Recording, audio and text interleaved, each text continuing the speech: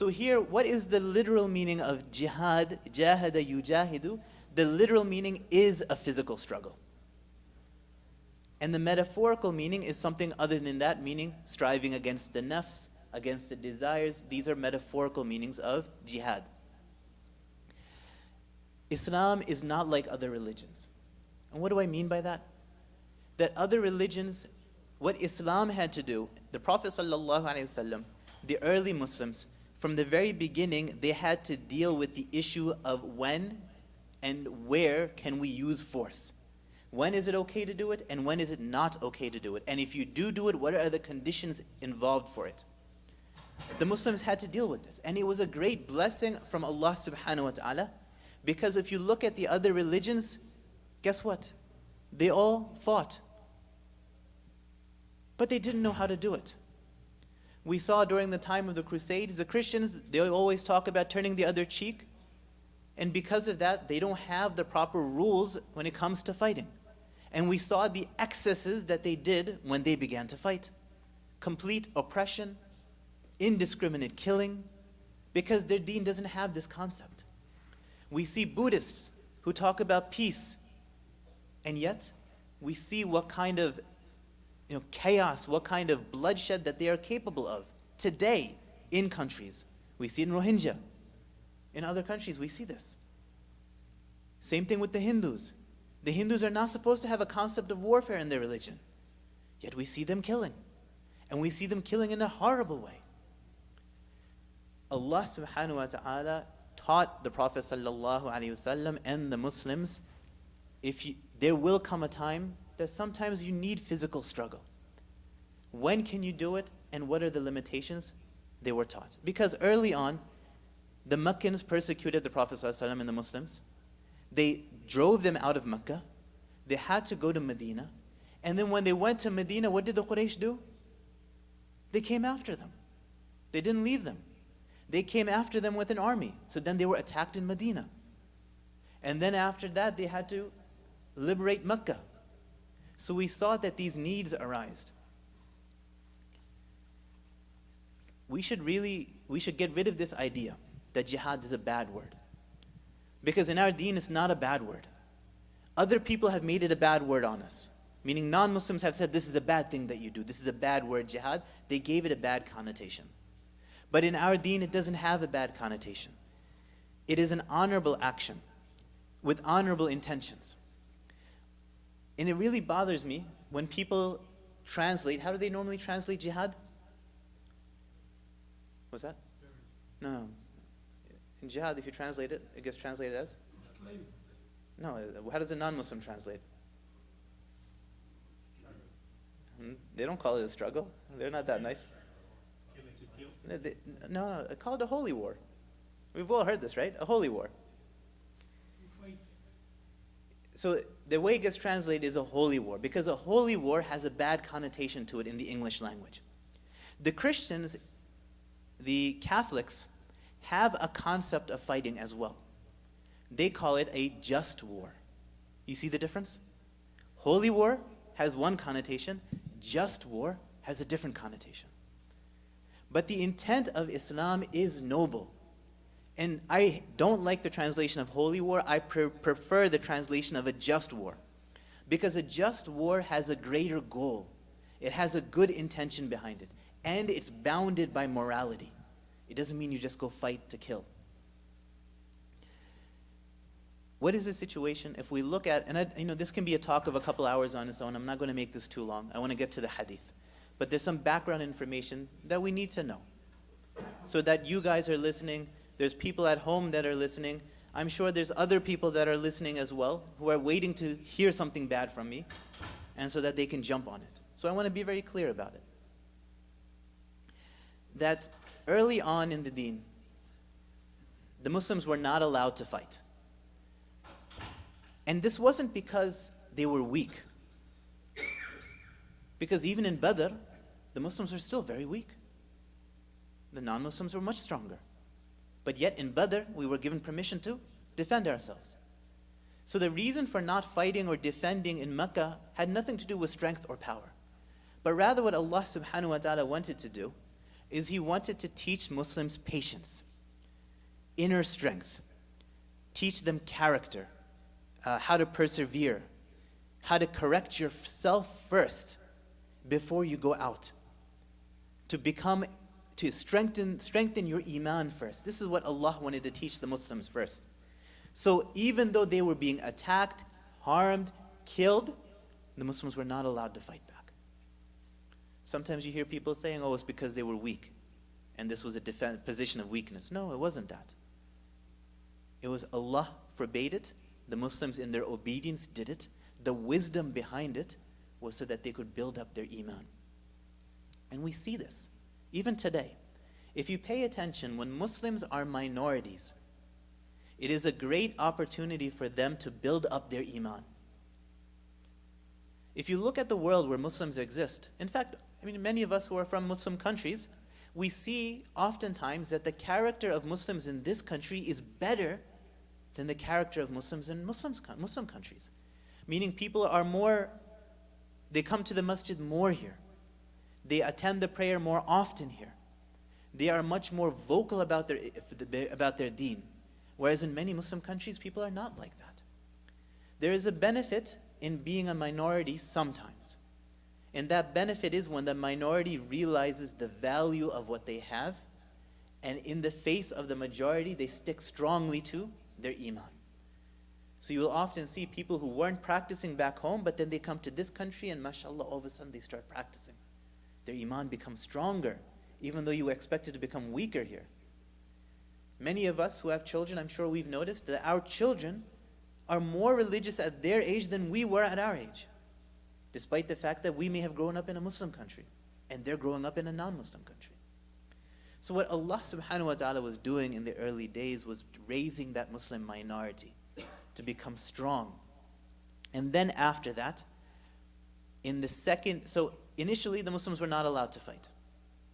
After that, when they migrated to Medina and the kuffar came running after them to attack them, then we had the incident of Badr in the second year after Hijri. At that time, Allah subhanahu wa ta'ala, He gave them permission. أُذِنَ لِلَّذِينَ يُقَاتَلُونَ بِأَنَّهُمْ ظُلِمُوا. Permission has been given to those people who are being fought against. Why? Because they are being oppressed. الَّذِينَ أُخْرِجُوا مِنْ دِيَارِهِمْ بِغَيْرِ حَقٍّ. Those people who were kicked out of their homes without any right. إِلَّا أَن يَقُولُوا رَبُّنَا اللَّهِ. Why? Because all they said was Rabbuna Allah. They said our Rabb is Allah. For that they were kicked out of their homes. So Allah subhanahu wa ta'ala at that time gave permission to the Muslims that defend yourself at Badr. So the Muslims did that. Then later on, at this time, this ayah made defensive jihad not obligatory, but allowed. So not everyone had to fight in Badr, but it was made permissible for the Muslims to defend themselves. Then, وَقَاتِلُوا فِي سَبِيلِ اللَّهِ الَّذِينَ يُقَاتِلُونَكُمْ وَلَا تَعْتَدُوا. Then Allah subhanahu wa ta'ala made defensive jihad mandatory. This is when people are attacking you. So defensive, people are attacking you. Now it becomes mandatory on if you need to, meaning to protect the Muslims from annihilation, men, women, people of every age, background, they may have to come out to fight and defend the Muslims. And so this ayah refers to that Allah subhanahu wa ta'ala is saying, fight in the path of Allah subhanahu wa ta'ala against those who are fighting you, but don't go into excess. Don't defend yourself from what they attack, but don't overdo it. Don't go beyond what they are doing to you. And then after that, in the 9th year, Hijri, Allah subhanahu wa ta'ala said, كُتِبَ عَلَيْكُمُ الْقِتَالُ وَهُوَ كُرْهٌ لَكُمْ. That now, fighting has been made mandatory for you, even if you don't like it. So what does that mean?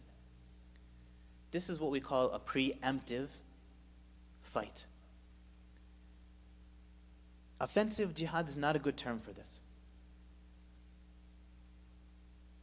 Let me give you an idea. Before, in those times, Today we're used to nation states. We're used to having every country has this very clear border. Everyone knows the borders of every country. Before it wasn't like that. You didn't have a clear border. So at the end of your country, the other country would sometimes fight you, and they would come into your country. Then you would fight back, and you would go a little bit into theirs. And so boundaries were always shifting, because other countries were always trying to come and take your resources. So you had to have a standing army ready to protect your land, otherwise they would just come and overrun you. This was the reality of the situation at that time. So your neighbors were always a threat to you, and you always had to keep that upper hand on them, otherwise they would annihilate you and take whatever you had. They would destroy you. The situation is not the same today. We have international treaties, we have boundaries, everyone has signed on to this, everyone agrees, so that type of environment no longer exists now. So we don't have to have that same kind of mentality that we had back then. So, but even in that situation, if you understand that if the end of your land is always at threat for coming in, and they come in, and then you go out, this is not really an offensive jihad. This is really a defensive jihad in a way. Because in order to protect yourself, you have to have a certain amount of offensive involved with it. And so this is why I like the term preemptive instead. But this word preemptive, I know we've all heard it before. Preemptive strike, right? For those of us who are, most of us look like we're old enough to remember this, maybe not some people. But the United States did a preemptive strike into 2 countries in the name of freedom and liberty, and absolutely destroyed those 2 countries, its infrastructure, its people. Till this day, those countries are complete ruin still. But the reason that was given and the reason that was accepted internationally, not thought to be excessive, was that we do preemptive strikes to prevent harm from coming into our boundaries. And people allowed this, and people accept it in general. But the difference between what other people do and the difference between what Islam does, meaning the beauty and the ni'mah of Allah subhanahu wa ta'ala that He has given us in this deen, is that when other people do preemptive strikes, when other people go into other countries, we see the result of that is usually that when they leave it in a much worse state than when they found it. Think of colonialization. We saw Asia, Africa, colonized. Their resources were raped. Their people were killed. And then finally, when the countries left, they took what the people had in those places and they went with it. Sometimes literally they went with the people. They took them from their lands. And so if you look at post-colonialization versus pre, then we saw that in almost every country they left it in a worse state than when they came to it. Now look at what Islam did. When Islam went into a land, we found in every single situation that that land improved afterwards than what they were before. Because the Muslims were not looking for dunya. They weren't looking to take all the resources from a place. They weren't looking to harm the people. So we found, even today, those countries in which Islam came into, today pride themselves on their Islam. From Morocco to Malaysia. Wherever Islam, and obviously Islam didn't go in all those places as a military unit, but wherever Islam went, whether military or not, those countries today still pride themselves on their Islam. That Islam made them better people. It increased their morality. It solved a lot of problems for them and left it in a better state than when it found it. And this is the difference between when you have your morality in jihad explained by Allah versus not having anything. Going in and just going after greed in the name of religion. So what Islam does, Islam is a middle path. It teaches us that when we have to fight, we're not brutal aggressors when we do it. And at the same time, it doesn't leave us completely defenseless against the aggression of other people or the oppression of other people. So in this way, our rights and the rights of other people are protected. social equality, justice is upheld, and people, their lives get more comfortable rather than worse afterwards. If you have morality in the way you fight, and you know when the right time to do it is and when you don't. The other thing before I move on, the one thing about jihad, the other reason why we don't have to run from this term is because you look at any culture. Every single culture has something that they are willing to die for, and they're proud of it. This culture is willing to give up its life in the name of freedom and liberty. And those fighters that we send to other countries in the name of freedom and liberty, we build monuments for them, we celebrate them, we have holidays every year for them. We consider it to be a noble sacrifice that they did, because we value that freedom and liberty. When Christians, the entire Christian religion is based off the death or the supposed death of Isa alayhi salam. So here is a person dying for a cause. They value it, and they built an entire religion off of this one incident of him dying for their sins. They valued that death. In the same way, we see, if you study American history, then American history, or the American Revolution, really stems from the French Revolution. And we valued that. As a liberal, early democracy, we valued the French Revolution, and people were killed. They died by the guillotine. And even today, we are taught, and I was taught when I was younger as well, how noble a sacrifice that was on their behalf. And then the Americans followed in their footsteps in the same noble endeavor, gave up their life to establish democracy in this country, because that is what they valued. Why is it that we should hide what we value? The fact that Muslims are willing to fight and defend their deen because they value it. This is no different than other people. We have hero archetypes in comic books, in stories, where the superhero puts his life on the line. Any of the movies, the Marvel movies, the comic book movies, what's happening? The superhero or superheroes put their life on the line to protect the world. We value that. Jihad is no different. That is something that we know has great benefit in it. We know that it's just.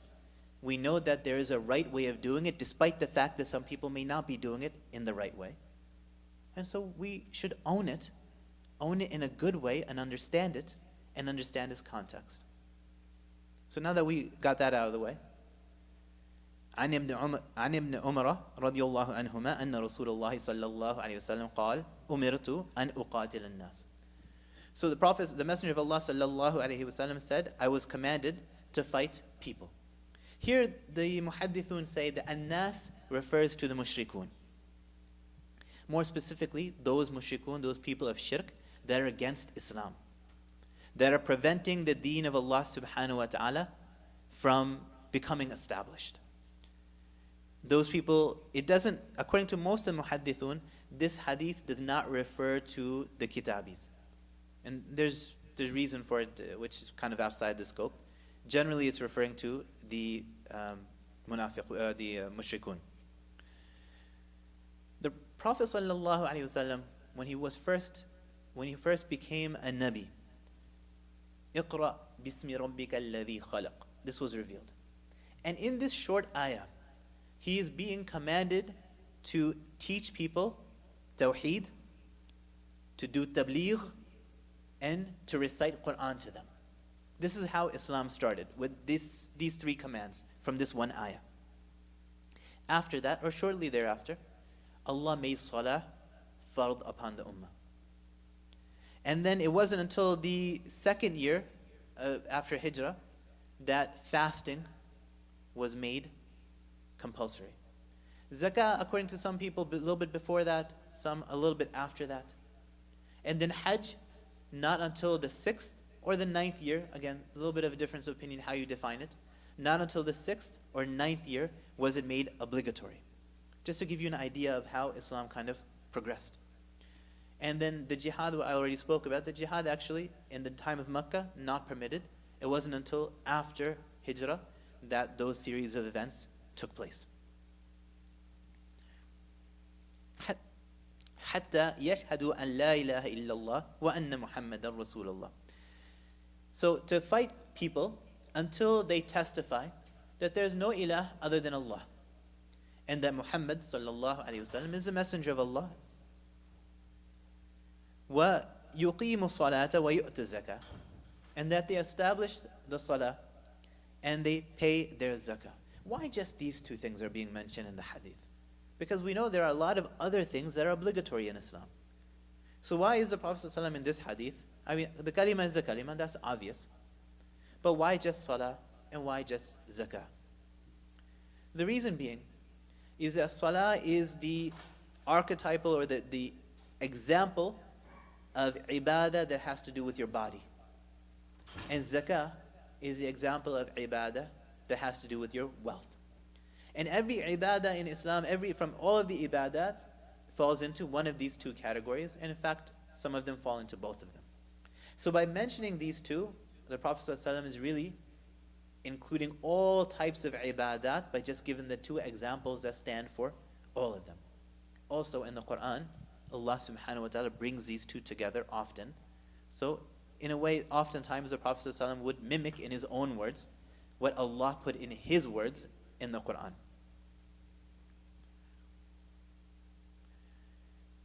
It brings up an interesting discussion that the books of fiqh speak about.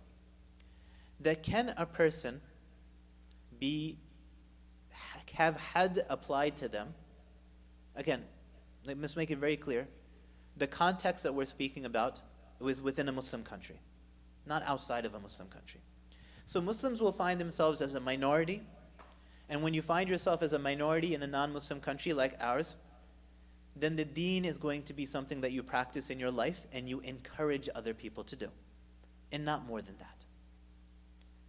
When Muslims are within a Muslim country where the hukumah is based upon the deen and the people are all Muslim, then the rules will be different.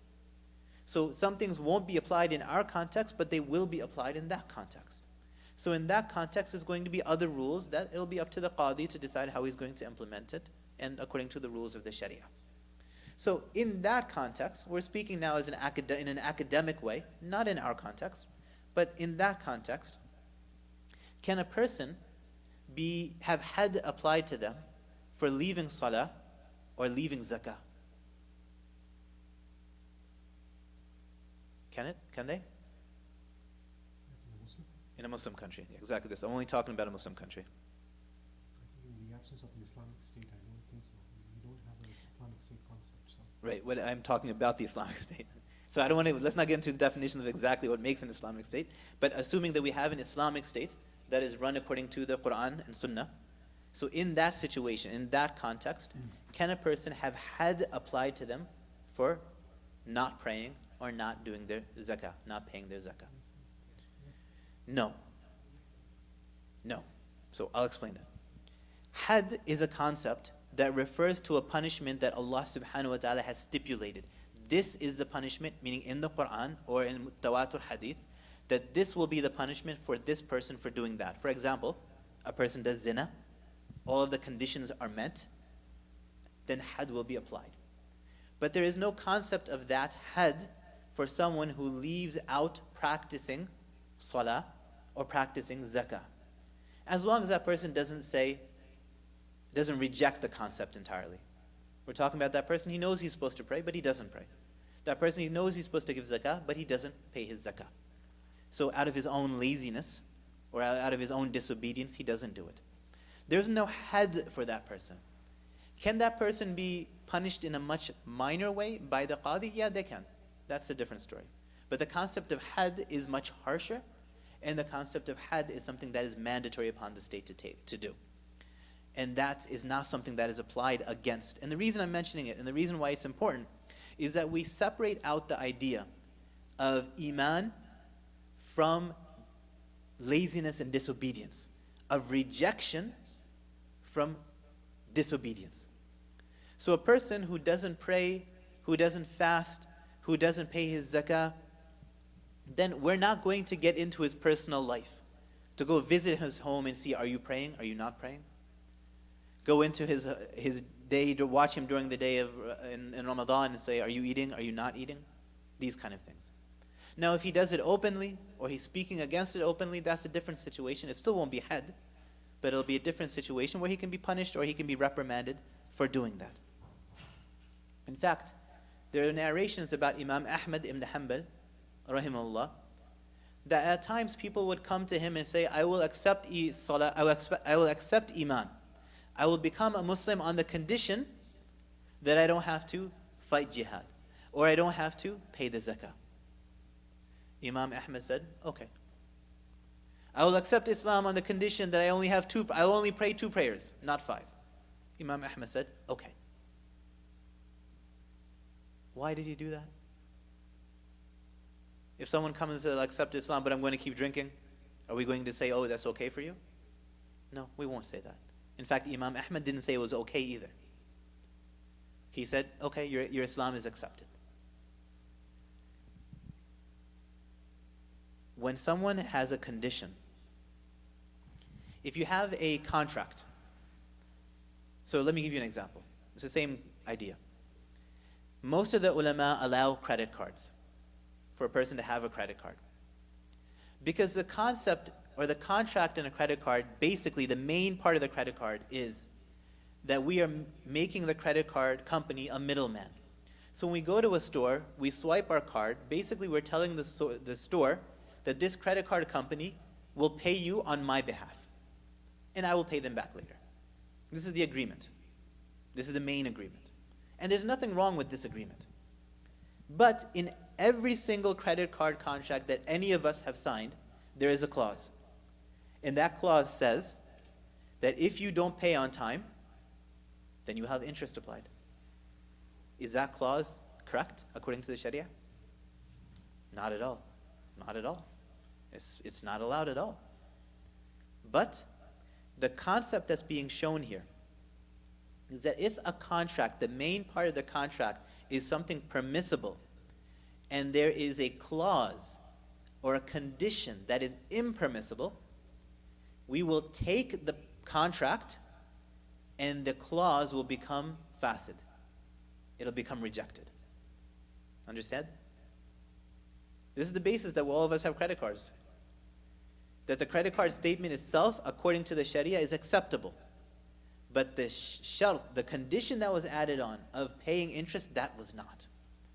So according to the Sharia, if there is a fasid, like a rejected, a nullified clause, condition, then we will ignore that condition. It's as if it's not there.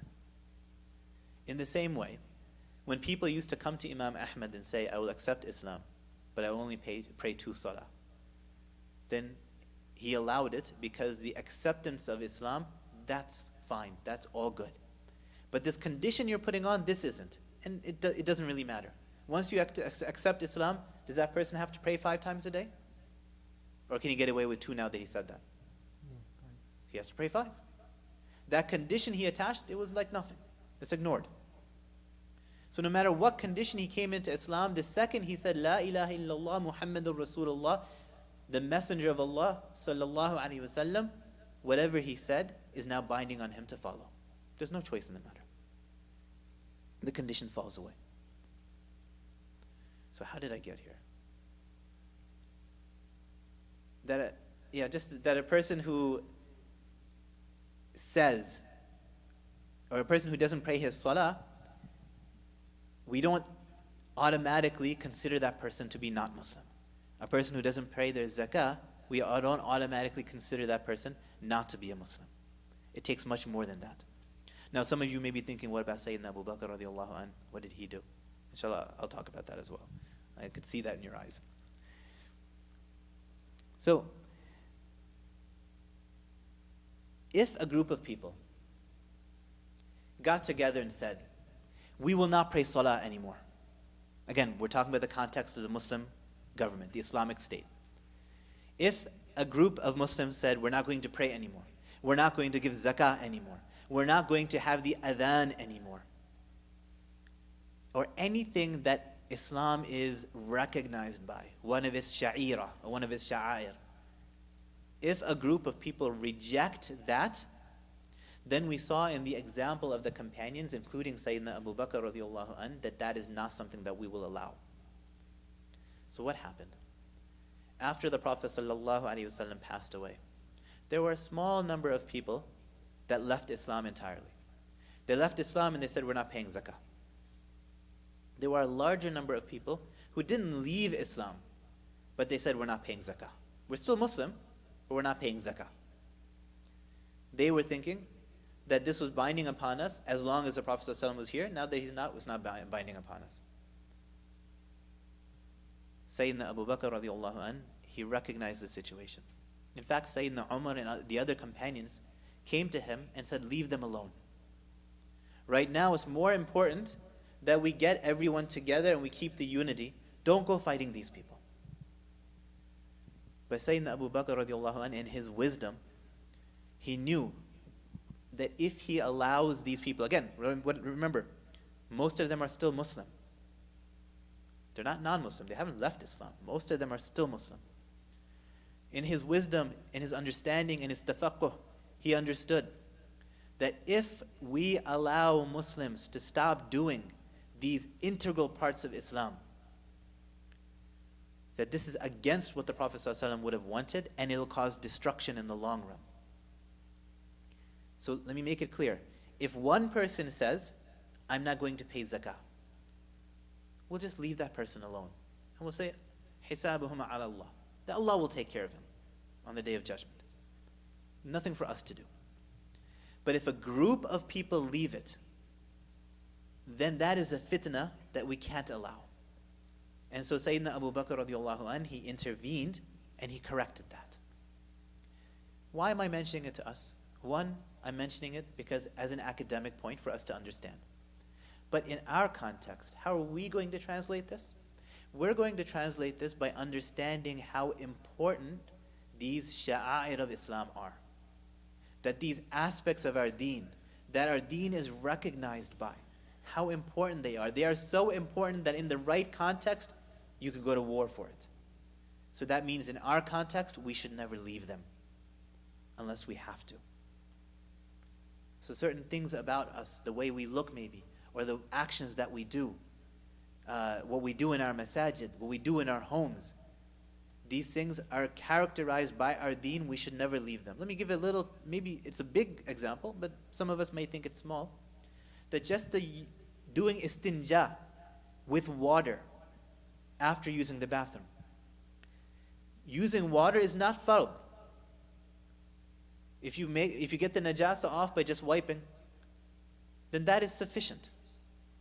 But using water, besides being strongly emphasized in the Sharia, is also a sha'air of this deen. Throughout the world, Muslims are known to do this. Our cleanliness is known throughout the world. With the recent outbreak, there have been studies done to show that the rate of washing hands after using the bathroom. Most European countries fall in the 40 to 60% range. Meaning 40 to 60% of them wash their hands after using the bathroom. And I'm sure, the men I'm sure have seen it.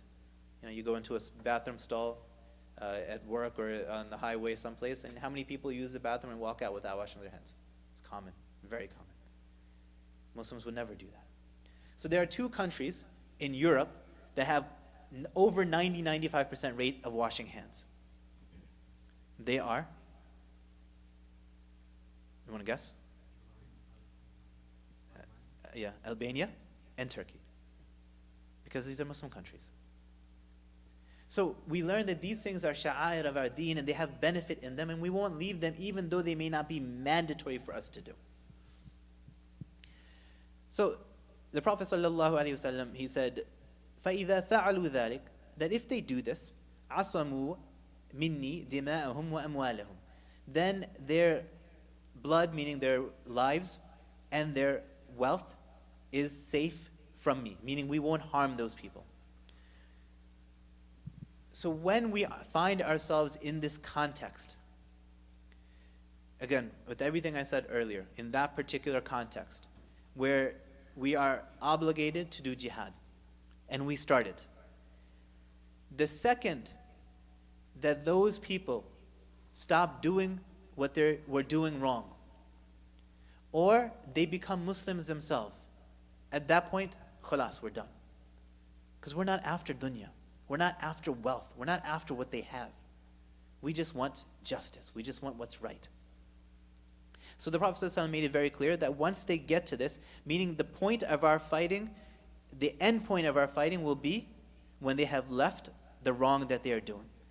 Or if they accept Islam, they establish the salah, they start doing what they're supposed to do in their deen, and they accept everything from the Prophet ﷺ, إِلَّا بِحَقِّ الْإِسْلَامِ, except for the rights of Islam. What are the rights of Islam? Two things. Number one, that we won't harm anyone, this is what Prophet ﷺ is saying, we won't harm anyone إِلَّا بِحَقِّ الْإِسْلَامِ, except for those things which Islam has a right over. Meaning, even if you're a Muslim, if you go and kill someone, then if all the conditions are there, you may lose your life because of it. That is haqq al-Islam. Islam has that right over you. Meaning Allah subhanahu wa ta'ala has instituted that, again, in the right context. The other thing, referring to haqq al-Islam, is that whatever the Prophet ﷺ has told us to do, this also falls into it. So whatever the Prophet ﷺ has told us to do that is outside of salah and zakah, which is specifically mentioned here, then this will be the condition of that. That the Prophet ﷺ is not saying just pray and give zakah, and after that everything is, you don't have to do it. But rather, do these two things, and haqq al-Islam, do everything else that the Prophet ﷺ has mentioned. That is all binding upon us. And then he says, وَحِسَابُهُمْ عَلَى اللَّهِ, and their judgment is in the hands of Allah subhanahu wa ta'ala. This is referring to everything we've spoken about so far are those things that are outward. So a person outwardly is an oppressor. A person outwardly is leaving, or a group of people, a group of Muslims outwardly is leaving the sha'air of Islam under the Islamic State. Then we will take care of that. But all of those things that are personal in nature, we won't go digging into that. We won't go into the homes of people. We won't try to figure out what is happening within them. But rather, we will leave that to Allah subhanahu wa ta'ala on the day of judgment.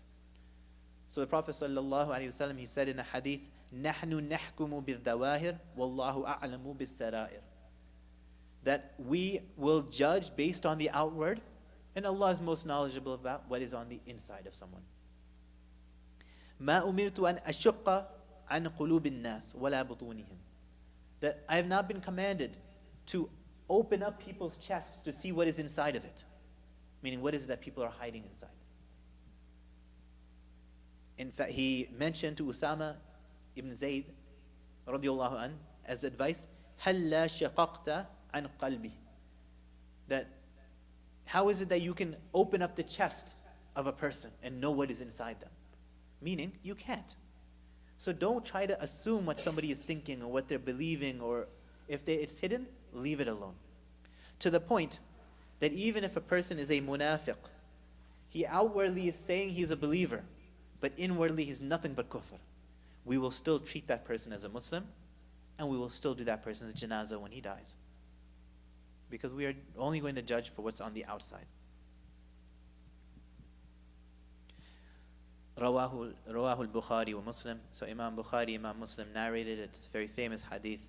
Other books of hadith have also narrated it. There's other narrations.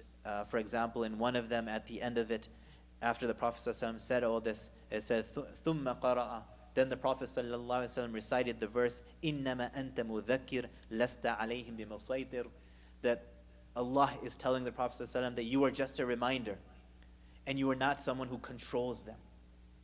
And this is something that applies in our context. That when we see somebody doing wrong, then our job is to be mudhakkirun, remind people, give them good advice. It's not our job to control them. It's not our job to force them into doing what they're supposed to do. But rather, give them good advice when you see them, encourage them to do what's right, discourage them from what's wrong. In another version of this hadith, the Prophet ﷺ, he said that I was commanded to fight the mushrikun until they say La ilaha illallah Muhammadur Rasulullah. And they take our qibla, meaning they turn towards our qibla. And they eat our dhabiha. And they pray our salah. And if they do this, then their lives and their wealth is forbidden upon us, illa bihaqqil Islam, as I mentioned. And then he goes on to say, lahum ma lil muslimin, that they will have all the rights of a believer. Wa alayhim ma ala al muslimin, and everything that is expected of them will be the same that is expected of believers. This is an important point that a lot of people get wrong today. When a person becomes a Muslim, that person as a believer, the second he or she says the kalima, that person has all the rights of a believer. We will treat them as one, we will respect them as one, we will take care of them as one, we will do their janazah as one, same as any other believer. They have a right over us. When they become sick, we have to visit them.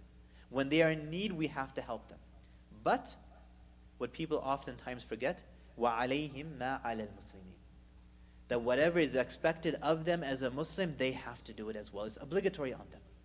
Sometimes you'll hear people say, oh, this person is a new Muslim. He doesn't have to fast the 30 days of Ramadan yet. He's a new Muslim. If he skips Fajr and Isha, it's okay. It's not okay. It never was okay. Initially, when Islam was being revealed, these things were being revealed one after another. But once it was all there, it wasn't up to new converts to do the same thing again. At the end of the lifetime of the Prophet ﷺ, as people became Muslim, the Prophet ﷺ never told them, you can start fasting Ramadan next year, not this year, since you're a new Muslim. This was never told. Oh, you can pray 2 times a day, not 5, you don't have to do it. This was never said. From the very beginning, whatever of Islam was there at that point, that became binding upon a believer immediately. I understand. We want to be merciful to a new Muslim. We want to make it easy for them. And that's fine, that's noble, that's good. But the fact is that Allah is expecting of them what He is expecting of every believer. So if we give them a fatwa saying, you don't have to pray this year, or you don't have to fast this year, on the Day of Judgment, Allah is still going to ask them about it. We will have done them an injustice. So maybe we tell them, you should do this. And if out of their weakness or whatever their situation is, they're not able to, at least they know it's an obligation and they can make it up later. But if we tell them from the very beginning, you don't have to do it, then they will never make it up. And if they don't make it up, then they die without having that done. The same with all the salawat. They all become qada if they don't pray it, as soon as you accept your deen. So if they don't pray it because they're not used to waking up for Fajr, fine. They can make it up later, but they still have to make it up. If we give them the fatwa of, you don't have to pray Fajr because, mashallah, brother, you just became Muslim today, then we're doing that person injustice. That we're telling them wrong information that they will be held accountable for later. So we will, go out of your way, make it easy for them, but still let them know what the obligations are, so that way they can take care of it, and their family can take care of it if they don't get to do it in their own lifetime.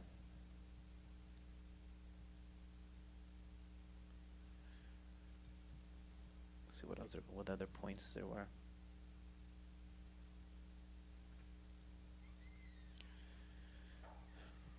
Khair, inshallah. I think maybe we'll just stop here. I have a quick question. Yeah. Under the rule of Sayyidina Abu Bakr, when we read history, we find that Sayyidina Khalid bin Walid invaded lands around Arabia, and the condition he used to give was either accept Islam or pay jizya, and you will come under the protection of the Muslims. So how do we understand that in the context of this hadith of Nabi Sallallahu Alaihi Wasallam, where he's saying, fight them if they don't? So the question is a good question, and it is that if a person, so what we saw with the Sahaba is that afterwards they kept expanding the borders of Islam, and so they would go to, it's not just Khalid bin Walid, wherever Islam went, when they came to the people, so whenever you do a jihad on someone, you have an obligation first. That obligation is you go to the people and you tell them, you don't just go in there with an army and kill them or harm them. You come to them first, and when you come to them, you give them an option. That become Muslim, give us jizya, or fight. These are your three options. And what's happening here, sometimes what's happening is what I mentioned earlier, is that we are creating an environment where we're protecting the borders of deen. And other times what's happening is that the Muslims had an obligation at that time to get deen out to everybody. Meaning our job is to do tabligh, our job is to go to the very corners of the world and tell people about Islam. So what the Muslims were doing back then in those days, you couldn't just go into a country and say, we want to do tabligh in your country. The countries wouldn't allow it. You want to come into my country, meaning if I'm the king, you want to come into my country where I am the king, in fact I'm like a god here, and you want to tell the people that I'm nothing, and the real God is Allah? They wouldn't allow it. So what the Sahaba did is, as their obligation to spread the deen, they went to these borders and they said, let us, basically what they're saying is, let us bring Islam to your country. And the way to do that was either just let us in, that way we can establish Islam, we can teach everyone, we can set up the environment for Islam and spread it. Or if you don't want, then, if you can become Muslim, in that way our job is, we want everyone to be Muslim. If you become Muslim, then we're done, we'll turn around and go home. If you don't want to become Muslim, fine, come under our control. You can pay the jizya, because as a non-Muslim, you're not going to be fighting in jihad. You're not required to defend the borders. You're not required to do anything for the believers. In fact, we will take care of you. So because we're taking care of you, defending you, and doing everything for you, you pay us some money to do that. What that allowed the Muslims to do was to come into their land and do tabligh.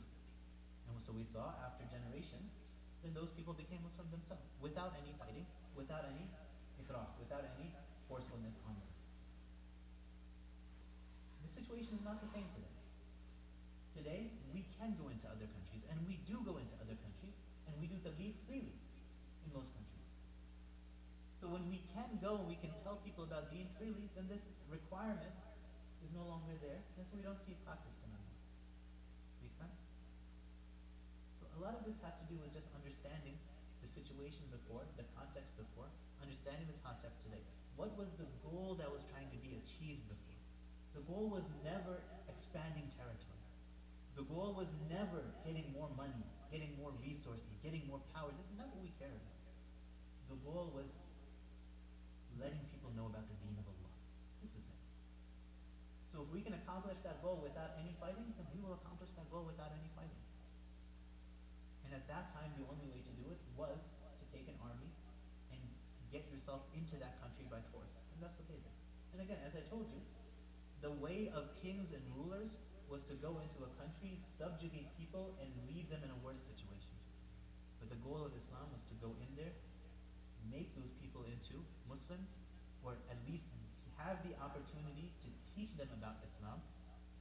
And then after that, we saw when the Muslims, when Islam came to them, then those people became kings.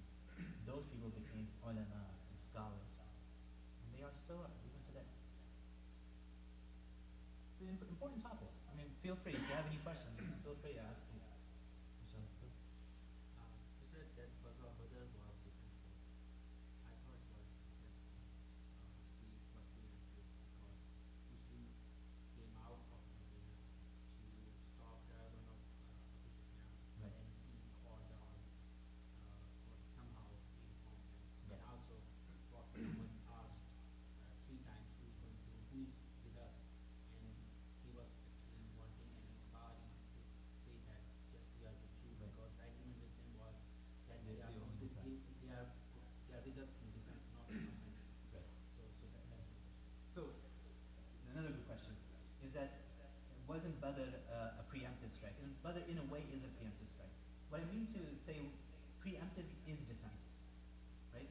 Because the whole argument of preemptive is that you are stopping somebody from attacking you who's going to attack you anyway. You don't do preemptive strikes against someone who has no ill intent against you. So you come to know of ill intent, and the ill intent in this situation is that the Quraysh put an army together. The army is coming. So at that point, you can stay within your own borders, and we all know the seerah. You stay within your own borders and you wait for them to come to you, or you can go out and meet them in some place. That's still defensive. Right? It's preemptive, but it's preemptive is defensive. And the other good point that you mentioned is that the Ansar, when they took the pledge at Aqaba, their pledge was to defend and protect the Prophet sallallahu alaihi wasallam. But it was not anything beyond that. So now when the time of Badr came, they never signed up to protect the Muhajirun. They never signed up to have to leave the borders of Medina to go and defend. So that's when the Prophet ﷺ was waiting for them. And of course, as believers, they stepped up and they came to the plate and they took care of it. But yeah, this is an important point, that even today when countries make the argument of preemptive, they're making a defensive argument. Even when the United States did it, it was a defensive argument, that they will attack us, there will be attacks from them in our country, like 9/11, which was a justification for going into Afghanistan. So it was a defensive argument. That's essentially what it is.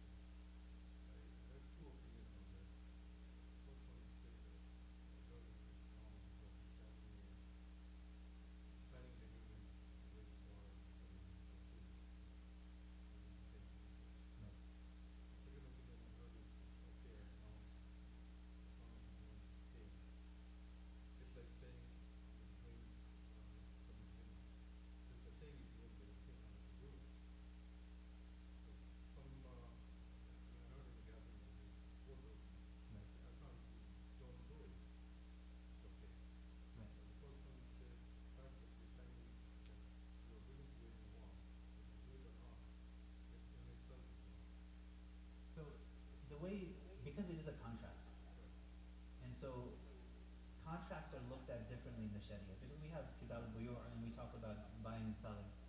So a contract, this is not, when you do a credit card, an agreement, you're essentially doing a contract, a buying and selling agreement with the credit card company and their associates. So when it comes to contracts in the legal sense, then anything that is not permitted in the Sharia is automatically discounted. It's not even there in a way.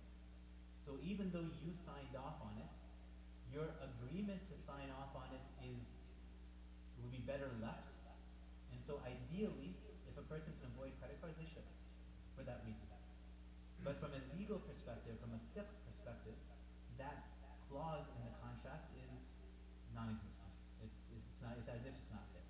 So from a legal perspective, the contract is valid. Are you better off not doing it? Yeah, absolutely. So the argument that scholars will make is in a lot of countries, and the United States I think is definitely one of them, that not having a credit card can be a hardship. That's not to say there are people that do it. There are people who live off of cash or debit cards, and they definitely do it. But do we want to impose that hardship among the public or not? And so in that way, because it becomes a true hardship for most people, so based upon the hardship it was allowed, especially since the contract itself is still binding and legal the way it is. You say hardship, you're talking about the inconvenience of cash or The inconvenience, yeah. because you don't have cash. No, the inconvenience of Keeping cash. always keeping cash only, and wherever you go having to pull out money, and if you Mostly need. it's the other way that's understood. Definitely. When you don't have cash, you can travel. Right, exactly. So now we've gotten to a point now where I think even most of us probably don't carry cash around anymore. It's just easier to have. I mean, even credit cards are on your phone. My watch itself has a credit card thing on it, so I can just swipe my watch and it'll run it. So it's becoming inconvenient based upon that. But again, your point is valid, that if a person is capable of staying away from it such that they don't even have to sign the contract in the first place, that would be better. And if I can ask another question, it's a little off topic, but I mean, most of the massages they travel at the credit cards now, and so that is not there. What is your opinion on that? If somebody is using a credit card,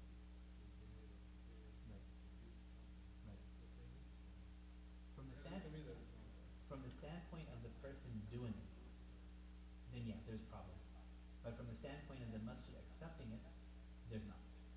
Well, I think it is, because why would the petitioner doesn't want to be in those rooms? So if a And person, masjid, you should be giving the,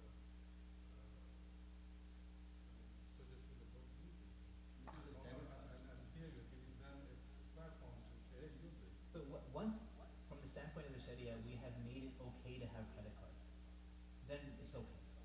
Now, and it's okay on the condition that you paid on time, right? That's a condition. If you don't pay it on time, it's not okay, because then you're directly dealing with interest. But once you allowed it from the Sharia standpoint, for whatever reason, from a 50 perspective, you've allowed it, and the condition was that you don't pay interest on it. So once you've allowed one thing, then everything else that goes along with it becomes allowed as well. So from the masjid side, when the masjid is accepting it, they're accepting it on the same condition, that they're assuming that you're following those conditions that make it jaiz in the first place. Now, if a person doesn't, then that's on them. The masjid, they have the condition, they know what it is, from their perspective, what they're doing is fine. And then the other person is on them. I don't see any problem with that one, so not from the fiqh perspective at least.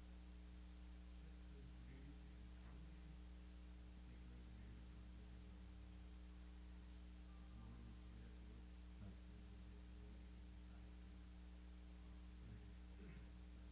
Now, I think we first have to take the negative connotation away from it from ourselves.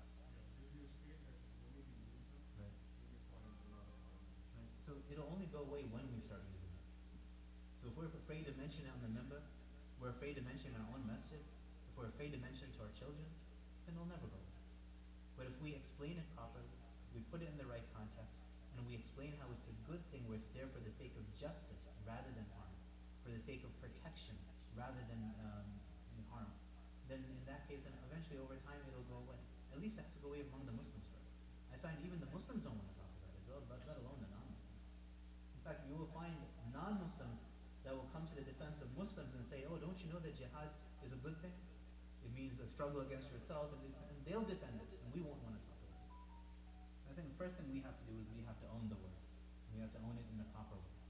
And then, for many people, especially maybe us, the word feminism has a bad connotation. Does that stop them from using it? No, we use it proudly. Same way, if something has a bad connotation but we're proud of it, we should use it in a good way until it becomes a good connotation. It's the only way. And that'll happen just by us using it, us accepting it, and then passing it on, and then other people begin to take it. It'll take time. That's why, I thought about today about skipping the hadith entirely, but I said, you know what, this is a disservice.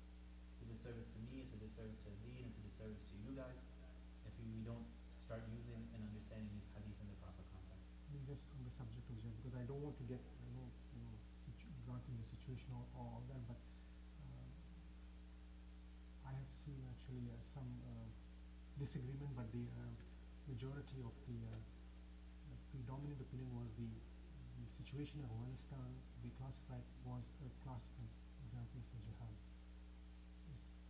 It was an aggressive Against a force that was trying to actually bring its own order there on a Right. Muslim land. Right, and so the argument is there for sure. You have a Muslim country, and it was being invaded by other people, and so the Muslims have a right to defend themselves. Absolutely. Just want to mention that our new generation, they are so unaware of the concept of jihad, that they are so mellow, so polite, and they are doing prayers and everything, but they don't know about this whole aspect that is there in jihad, the bravery and the courage. They are unaware. No, I agree. And this is something that if we're not careful, within a generation or two, we'll lose it entirely. And then at that point, rather than being lions, we're pussycats. And it's easy to push over. It's become easy to push over. And I don't necessarily mean, because jihad has the context. If somebody is coming into my home, like a robber or someone like that, for me to fight back, that's jihad as well. Self-defense of my own home. And then within the context of defending a Muslim country, that too is a jihad. These things are linked together. So if we're not willing to defend our own homes, even here, meaning our own families, then why are we going to defend it in other countries? We won't. It's all linked together. But again, the concept has to be understood so that people don't go to excess. And that's what we find, unfortunately, with terrorism and these other aspects, or people your youth.